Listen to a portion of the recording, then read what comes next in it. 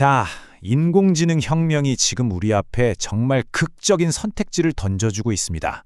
한쪽은 고된 노동에서 완전히 해방되는 유토피아, 다른 한쪽은 기술에 지배당하는 새로운 예속의 디스토피아.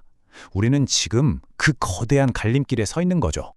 그래서 오늘 바로 이 근본적인 질문에 대한 답을 한번 찾아보려고 합니다. 생성형 AI는 과연 우리를 해방시킬까요? 아니면 우리에게 새로운 족쇄를 채우게 될까요? 이것이 바로 우리가 마주한 기술의 거대한 역설입니다. 우선 AI가 약속하는 밝은 미래, 그 유토피아적인 청사진부터 한번 들여다보죠. 잠시 후에 우리가 살펴볼 어두운 전망과는 아주 극명한 대조를 이룰 겁니다. 이 유토피아 시나리오를 보면요, AI는 그냥 단순한 도구가 아니에요. 우리를 지긋지긋한 노동에서 해방시키고 우리의 잠재력을 폭발시키는 파트너가 되는 거죠. 덕분에 우리는 더 창의적인 일에 몰두하고 전에는 풀기 어려웠던 사회 문제에 도전하면서 역사상 가장 풍요로운 시대를 열게 될 거라는 희망, 바로 이겁니다. 하지만 이제 동전의 뒷면을 봐야겠죠. AI 혁명이 몰고 올 수 있는 아주 냉혹한 경제적 현실부터 하나씩 살펴보겠습니다. 네, 이거 진짜 잘못 보신 게 아닙니다. 무려 1억 개, 이건 그냥 숫자가 아니에요. 앞으로 딱 10년 안에 미국에서만 이만큼의 일자리가 AI 때문에 사라질 수 있다는 아주 강력한 경고입니다. 우리가 생각하는 것보다 훨씬 거대한 변화가 코앞에 와 있다는 신호죠. 자, 근데 이 표에서 우리가 진짜 주목해야 할 게 뭐냐면요, AI의 위협이 더는 단순 반복 작업에만 머무르지 않는다는 겁니다. 보세요, 회계사, 심지어는 소프트웨어 개발자 같은 고도의 전문직까지 대체될 수 있다고 하잖아요. 이제 AI는 남의 일이 아니라 바로 우리 모두의 일이 된 겁니다. 원래 상식적으로 생각해보면 생산성이 오르면 우리 월급도 같이 올라야 정상이잖아요. 그런데 이 그래프를 한번 보세요. 1973년 이후에 기업의 생산성이란 이익은 저렇게 하늘 높은 줄 모르고 치솟았는데 노동자의 실질 임금은 거의 그대로입니다. 그리고 AI는 이 끔찍한 격차를 훨씬 더 크게 벌려서 노동의 과실을 오직 자본가에게만 안겨줄 수 있다는 거죠. 바로 이런 지점에서 테크노 봉건주의라는 사실 좀 섬뜩하게 들리는 개념이 등장하는 겁니다. 자본주의 다음 단계로 소수의 거대 기술 기업들이 마치 중세시대의 영주처럼 모든 것을 지배하는 새로운 시대를 말하는 거죠. 두 시스템을 나란히 놓고 보면 그 차이가 아주 명확합니다.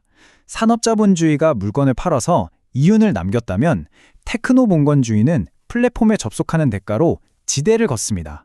예를 들면 앱스토어가 개발자한테 30% 수수료 떼는 거, 아니면 배달라이더 분들이 플랫폼 규칙에 따라서 일하는 거, 이게 바로 현대판 지대인 셈이죠. 안정적인 월급은 언제 잘릴지 모르는 긱워크로 바뀌고요. 우리가 무심코 남기는 데이터 자체가 그들의 자산이 됩니다. 과거의 공장 자리를 이제는 알고리즘이 차지한 겁니다. 이 문장 하나가 사실 모든 걸 말해주는 것 같습니다. 거대 플랫폼이 정해놓은 규칙 안에서 우리는 그저 가신이나 농노처럼 살아갈 뿐이라는 거죠. 바로 디지털 농노의 시대가 올 수 있다는 섬뜩한 경고입니다. 자, 어쩌면 경제 문제보다 더 무서운 이야기일 수도 있겠습니다. AI가 우리의 생각과 사회 자체를 어떻게 위협하는지 그 사회적, 심리적 위험으로 한번 넘어가 보겠습니다. 생각해 보세요. 예전에는 국가정보기관이나 거대 언론사 정도나 할 수 있었던 대규모 선전 활동을 이제는 그냥 노트북 한 대로 누구나 할 수 있는 시대가 된 겁니다. AI가 개인에게 딱 맞는 가짜뉴스와 선동 컨텐츠를 무한정으로 찍어낼 수 있기 때문이죠. 이건 정말 충격적인 데이터인데요. 잘 만든 선거 광고보다 AI 챗봇이랑 몇 분 얘기하는 게 사람 마음을 바꾸는데 훨씬 더 효과적이라는 거예요. AI가 우리의 관심사를 정확히 파고들어서 실시간으로 논리를 바꾸고 그럴싸한 정보를 계속 제시하면서 우리의 신념 자체를 조종할 수 있다는 뜻입니다. AI가 퍼뜨리는 가짜 정보가 왜 이렇게 무서울까요? 바로 환상적 진실 효과라는 심리적인 현상 때문인데요. 소셜미디어에서 본 가짜 헤드라인 한번 생각해 보세요.